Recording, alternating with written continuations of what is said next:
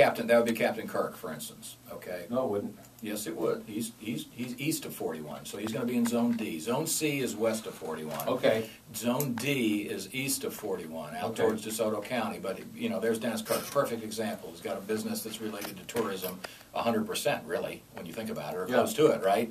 And he's in Zone D.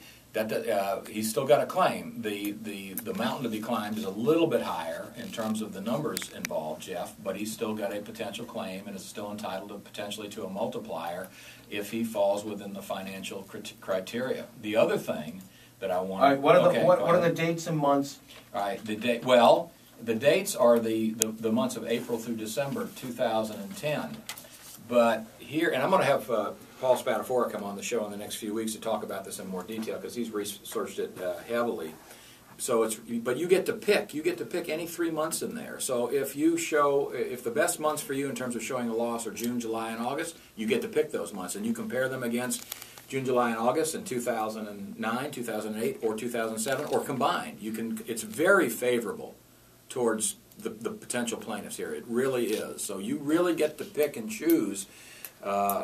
You have a lot of leeway in making these numbers work, and then once you get your base there, and you can show, okay, our accountant says we can show a $30,000 loss for this 3-month period. Okay, then you look at lost growth opportunities, which gets added in, and then after that's added in, you see whether or not you're entitled to a multiplier, and then the extent of the multiplier, whether it's 1.25 or 4, multiplies it out, and so that of course greatly increases the potential damages, and that's how it works. You need an accountant because it's not like it was before. You don't just get to submit your tax return. You need an accountant, and that's why we put together this team for that purpose. Right. There is all sorts of businesses and restaurants over there in 775 in Placida. Every one of them's got a potential claim.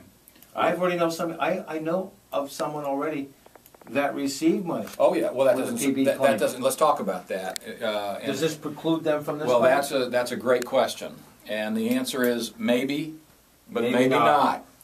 And here's the situation. Many people in this community picked the low-hanging fruit over the last couple of years. Realtors, fishing guides, right. They were offered $20,000, $30,000, whatever it was, and they said, "Boy, this is found money. I'm going to take this." And may have signed on the second go-round a release or a waiver of any further claims against BP. Okay, because they didn't think they had a chance to get any more money. That's correct. They're kicking themselves now, or should be, because they've walked away from this multiplier for those very same damages. But, and this is a huge but, and I want everybody to listen very carefully. Those releases, those waivers that you signed, whether you're a realtor or a fishing guide, whether you're a restaurant, whatever the case may be, the validity of those releases is currently being challenged by the plaintiff's steering committee here. The validity of the releases are continuing to be litigated in Louisiana. We're monitoring this very closely. The argument that's being made is that there was so much information that people did not have about the true extent of the spill, the true environmental consequences of this person. Yeah. The argument is being made, look, these folks shouldn't be held to be bound by that release because they didn't have enough information. BP was deliberately hiding the true effect of this oil spill and the effect it's going to have on the Gulf for years and years. In fact, I saw a thing in the paper today about they're doing a study of everybody that worked the health, and so there is a distinct possibility, and I would say it may be 50-50 at this point, that those releases would be held by the federal court to not be valid. Now, if they are, you're probably out of luck. But if the releases are determined to be null and void, then you can reopen your claim. You can seek the greater damages that you would be entitled to. The BP gets an offset. So if you've received $50,000 and you're entitled to $150 or $200, they get an offset for the 50, but you get the balance. So this is a huge potential issue, especially for our fishing guide community. You know, because Chris knows all these guys, and you know they all young guys, and they all, those that made a claim, took the money and signed releases. Don't necessarily despair. Give us a call and we'll talk about it. We're now compiling a list of these guys that are contacting us and saying, let's wait and see here, because there's a possibility these releases may not be valid, and we can jump right back in and get you your additional damages and your multiplier. We don't know that's the case, but then there's a lot of people that haven't made the first claim at all.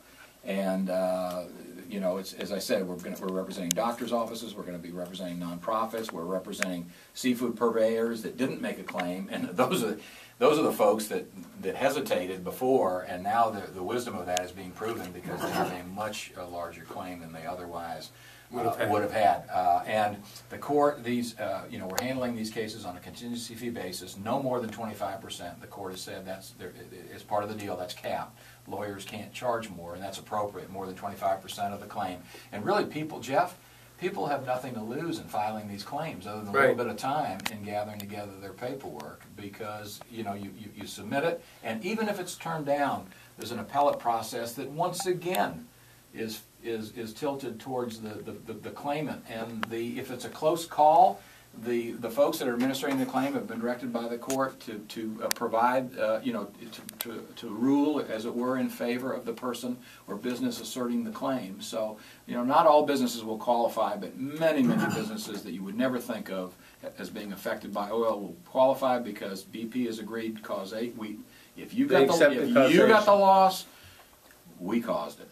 979-9010 is the number to call to get your name on that list to talk to court. Right now, Tommy's got our weather and traffic up next. Thanks, Jeff. Well, good morning, everyone. Variable cloudiness throughout the day. 30% chance of showers in the forecast. Winds will be less than 5 miles per hour, and those winds will be out of the south today.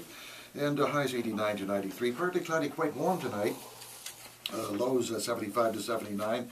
More sun than clouds on Wednesday and Thursday. Highs on Wednesday 90 to 94, and on Thursday warming up 91 to 95.